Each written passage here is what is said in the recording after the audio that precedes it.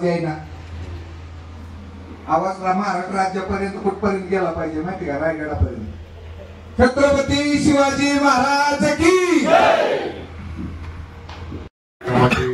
आपल्याला लाभलेले अध्यक्ष माननीय साहेब, तसेच विविध ठिकाणाहून पूर्ण महाराष्ट्रामधून विविध जिल्ह्याचे पदाधिकारी आणि जमलेले सर्व माजी सैनिक आणि भगिनी, त्यांना सर्वांना जयंत करतो.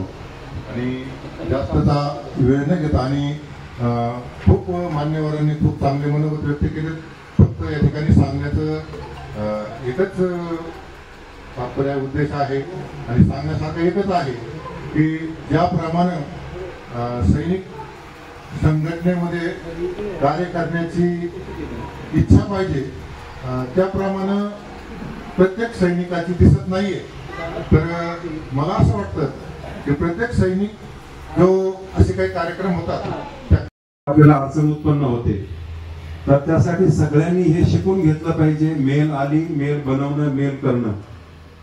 दुसरं शिक्षण.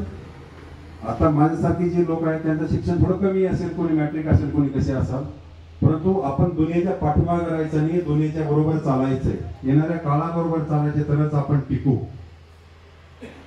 आणि जोपर्यंत आपली संघटना आपण सैनिक परिवार काही अत्याचार होऊ नये, अन्याय होऊ नये, त्यांचेही प्रॉब्लेम दूर व्हावा यासाठीच आपण या संघटनेची स्थापना केली आहे.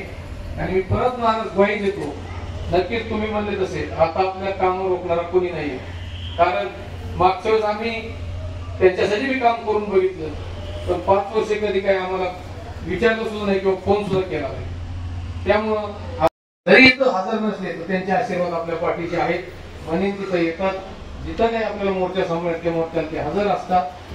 तर मी जास्त वेळ झालेला आहे, जास्तचा वेळ न घेता आपण या त्रिदल सैनिक सेवा संघ महाराष्ट्र राज्याच्या 3ऱ्या वर्धापनदिनानिमित्त आपण आला त्याबद्दल पुन्हा एकदा मी एक अध्यक्ष या नात्याने सगळ्याचं अभिनंदन करतो.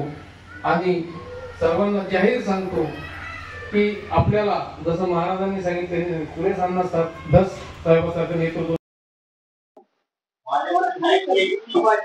सांगायचं म्हणजे त्रिदल सैनिक सेवा संघ महाराष्ट्र राज्याची स्थापना करून 3 वर्ष झाले. एक त्रिदल सैनिक संघटनेच्या माध्यमातून महाराष्ट्र राज्यामध्ये विविध ठिकाणी त्रिदल सैनिक संघटनेने चांगलं काम केलेलं आहे. त्या कामातून अनेक सैनिक परिवाराला न्याय मिळवून देण्याचं पण त्रिदल सैनिक संघटनेने काम केलेलं आहे.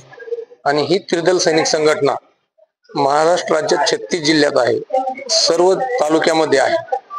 तर हे त्रिदल सैनिक संघटनेचा वर्धापन दिन घेण्याचा एकच उद्देश आहे की महाराष्ट्रातून सर्व पदाधिकारी, संघटनेचे सर्व माजी सैनिक, सभासद यांना एकत्र आणून या संघटनेला अजून कसं मोठं करता येईल आणि या संघटनेच्या माध्यमातून आपण सर्व सैनिक आणि सैनिक परिवाराचे समस्या कशा दूर करू या उद्देशाने हा वर्धापन दिन घेण्यात आलेला आहे. आज पाहिलं तर आष्टी शहरामध्ये आपलं नवीन कार्यालयाचं उद्घाटन झालेलं आहे. या बाबतीत काय सांगताल आणि हे ऑफिस कुठे आहे आष्टीमध्ये? हे ऑफिस मी स्वतः माझ्या घरी एक 1 BHK फ्लॅट मध्ये बनवलेलं आहे. आणि ते बनवण्याचा उद्देश एकच आहे की महाराष्ट्रातून येणाऱ्या सैनिकांना जर आमच्या भागामध्ये आले तर राहण्याची एक सोय नव्हती. आमच्याकडे कुठं सैनिक कल्याण विश्रामगृह नाहीये जसं प्रत्येक ठिकाणी आहे.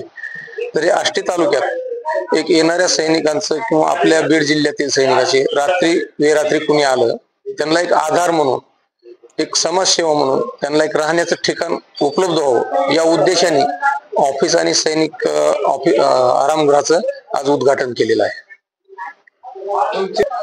संघटनेबद्दल ध्येय आहे हेच आहे की ही संघटना महाराष्ट्र राज्यात जास्तीत जास्त कशी मोठी करता येईल. आणि ह्या संघटनेचे ध्येय उद्देश एकच आहे, इमानी ईदबारी सैनिक आणि सैनिक परिवाराला ज्या बी अडचणी देईल त्या अडचणीतून त्यांची अडचणी दूर करणे, त्यांना न्याय मिळवून देणे हेच या संघटनेचा उद्देश आहे.